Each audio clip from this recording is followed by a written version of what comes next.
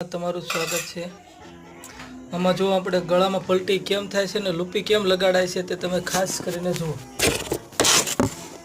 મૂકું છું અને ટ્રીક તમને બતાવું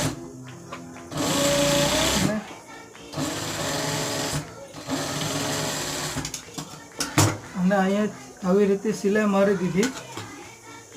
આ રીતે સિલાઈ માર્યા બાદ આને કાપી નાખવાની વધારાનો ભાગ ગોળાઈ રાઉન્ડમાં। પછી અહીંયા આપણે એક સીધો કાપો લગાવી દેવાનો છે। કાપો લગાવ્યા બાદ આ લૂપી છે, જો આ લૂપી છે, આ લૂપી અહીંયા મૂકી દેવાની છે, ફટાફટ લાગશે। આ છે ટ્રીક માર।